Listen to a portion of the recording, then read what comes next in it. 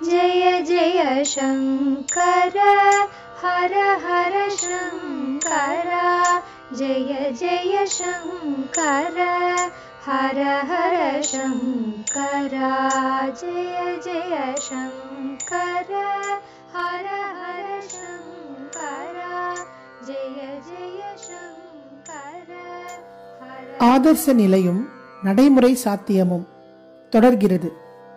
இப்படியேதான், அதாவது வர்ண பாகுபாடு போலவேதான் பிராமணனுக்கான ஆசிரம விபாகமும் பால்ய தசையில் இருக்கிறவனை பட்டினி கிடைக்கச் சொல்லலாமா என்று பிரம்மச்சாரிக்கு ஆகாரத்தின் அளவில் கட்டுப்பாடு பண்ணாமல் விட்டிருக்கிறது. அளவில்தான், குவான்டிட்டியில்தான், குவாலிட்டியில் இல்லை. அவனுக்கு சுத்த வெஜிடேரியன் ஆகாரம்தான் சாப்பிட வேண்டும். ஆனாலும் விரதம் உபவாசம் என்றில்லாமல் நிறைய சாப்பிடலாம். இவன் செய்ய வேண்டிய வித்யாபியாசத்தையும் குருகுல வாசத்தையும் பொறுத்து இவனுக்கென்று தர்மங்கள், கிரகஸ்தனுக்கென்று பல தர்மங்கள். அதற்கு வேறாக சந்நியாசிக்கு ரூல்கள். குழந்தை குட்டிகளை காப்பாற்றுவது, பத்தினியின் கற்பை ரட்சிப்பது, குடும்பத்தின் மானத்தை காப்பாற்றுவது எல்லாமும் கிரகஸ்தனின் கடமையில் வரும். சமூகத்துக்கு ஆற்ற வேண்டியதாகவும் இவனுக்கு பல பொறுப்புகள் இருக்கின்றன. உத்தியோகம், சொத்து முதலியன இல்லாத சந்நியாசிகளையும் இவன்தான் ஆதரிக்கிறான். இப்படி மற்றவர்களின் ரட்சணையை செய்யும் போது அவர்களுக்காக ஃபைட் பண்ணவும் போராடவும் சந்தர்ப்பங்கள் ஏற்படலாம். அதனால்தான் இவனுக்கு அஹிம்சையை ஸ்ட்ரிக்டாக வைக்கவில்லை. அஹிம்சா போஜனத்தை சொல்லி இருந்தாலும் துஷ்டர்களை தண்டிப்பது, பூச்சி பொட்டுகளை அடிப்பது ஆகியவையெல்லாம் கிரகஸ்தனுக்கு அனுமதித்திருக்கிறது.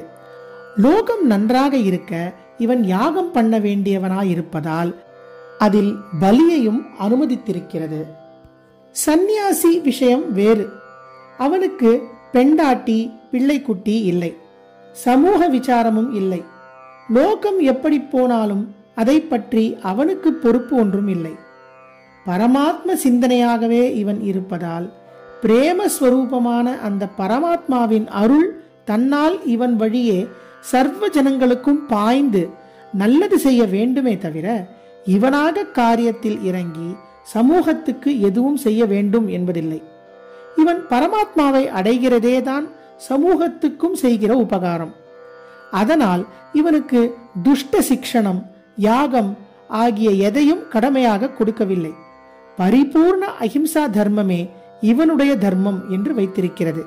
ஹிந்து மதத்தின்படி ஒரு தினசிலும் ஹிம்சைக்கு காரணமாக இல்லாமல் ஒரு இலையை கூட கிள்ளக்கூடாது என்கிற அளவுக்கு தீவிரமான அஹிம்சைக்கு அதிகாரியாக வைத்திருப்பது சந்நியாசியைத்தான்.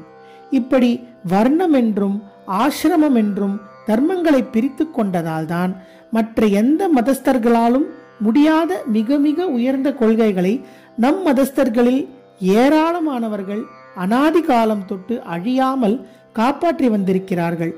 மற்ற மத புருஷர்களின் உபதேசத்தையே இன்றைக்கு இருக்கிற நம்மவர்கள் எடுத்துக்கொண்டு, ஆனால் அவர்களைப் போல் ஆத்ம சம்பந்தமாகவும் இல்லாமல் பெரும்பாலும் அரசியல் நோக்கத்திலேயே எல்லாரும் ஒன்றுதான், எல்லாரும் எல்லா காரியங்களையும் செய்யலாம் என்று ஆரம்பித்து ஒவ்வொரு உயர்ந்த கொள்கையாக விட்டுவிடும்படி பண்ணி தர்மத்தில் குழப்பம் உண்டாக்கி வருகிறார்கள். நல்லார் ஒருவர் உளரேல் அவர் பொருட்டு எல்லாருக்கும் பெய்யும் மழை என்பதிலே இப்படி அதிகார பேதம் பண்ணி எவனோ ஒருத்தனுக்கு பரம உத்தம தர்மத்தை விதியாக வைக்கிற தாத்பரியம் அடங்கியிருக்கிறது. அத்தனை பேரும் நல்லவனாகத்தான் இருக்க வேண்டும் என்றால் முடியாது. ஒரு நல்லவன் இருந்தாலே அவனை உத்தேசித்து அத்தனை பேருக்கும் மழை பெய்து விடுகிறது என்று பழமொழி சொன்னார்கள். சமூகத்தில் ஒரு பிரிவு உத்தம தர்மத்தை அனுஷ்டித்தாலே போதும், அதன் பலன் அத்தனை பிரிவுகளையும் சேர்ந்துவிடும். சிலருடைய அனுஷ்டானத்தாலேயே சகலருக்கும் தர்ம மழை, அன்பு மழை, ஆண்டவனுடைய அருள் மழை கிடைத்து விடும்படியாக வர்ணாசிரம விபாகம் ஏற்படுத்தப்பட்டிருக்கிறது.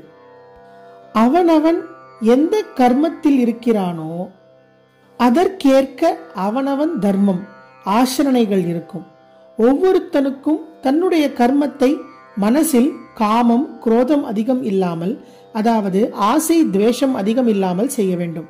இப்படி செய்தால் முதலில் வெளிப்பார்வைக்கு ஹிம்சை முதலானவை ஸ்வதர்மமாக இருக்கிறவனுக்கு கூட போக போக அஹிம்சை முதலான தர்மங்களில், உயர்ந்த பண்புகளில், உயர்ந்த கொள்கைகளில் தானாக பிடிப்பு உண்டாகி அவற்றை அனுசரிக்க தொடங்கி விடுவான்.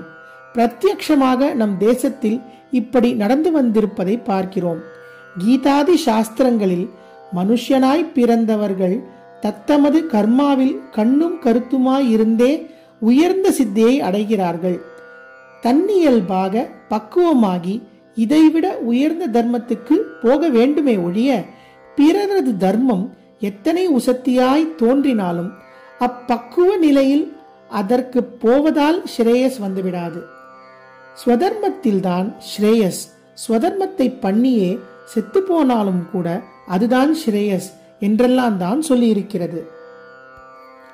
Sway sway கர்மண்ய பிரதஹ சம்சித்திம் லபதே நரஹ. கீதை 18வது அத்தியாயம் 45வது ஸ்லோகம். ஸ்ரேயான் ஸ்வதர்மோ விகுணஹ பரதர்மாத் ஸ்வனுஷ்டிதாத். கீதை 18வது அத்தியாயம் 47வது ஸ்லோகம். ஸ்வதர்மே நிதனம் ஸ்ரேயஹ. கீதை 3வது அத்தியாயம் 35வது ஸ்லோகம். இப்படியாக அதிகார பேதப்படி 4 வர்ணத்தையும் 4 ஆசிரமத்தையும் ஒட்டி ஏற்பட்டிருக்கும் வித்தியாசமான தர்மங்களைத்தான் பின்பற்ற வேண்டுமே தவிர எல்லோருக்கும் ஒன்றுதான் தர்மம் என்று பண்ணப்படாது என்பதிலேயே நம் சாஸ்திரங்கள் உறுதியாயிருக்கின்றன. மேல் பார்வைக்கு இப்படி பண்ணின இந்து சாஸ்திரக்காரர்கள் கருணை இல்லாதவர்கள் என்றும், எல்லோருக்கும் ஒரே தர்மத்தை சொன்ன புத்தர், ஜீசஸ் போன்றவர்கள்தான் கருணை உள்ளவர்கள் என்றும் தோன்றினாலும் நடைமுறையில் பார்த்தால் அவர்கள் அத்தனை பேருக்கும் வைத்த உத்தம தர்மங்களை பண்ணுகிறவர்கள் நம்முடைய இந்து மதத்தில்தான் கணிசமாக இருக்கிறார்களே தவிர அவர்களுடைய சொந்த மதஸ்தர்களில் மிக பெரும்பாலார் இவற்றை கழித்து கட்டியிருப்பதை பார்க்கிறோம். பலனை பார்த்தால், லோகத்துக்கு உண்டான நலனை பார்த்தால் நம்முடைய சாஸ்திரங்களை செய்த ரிஷிகளையும் மனு முதலான பெரியவர்களையும் தான் கருணை உள்ளவர்கள் என்று சொல்ல வேண்டும். ஆதர்ச நிலையும் நடைமுறை சாத்தியமும் நிறைவடைந்தது. ஜெய ஜெய சங்கர, ஹரஹர சங்கர, மகாபிரியவா சரணம். जय जय शंकर हर हर शंकर. जय जय शंकर हर हर शंकर. जय जय शंकर हर हर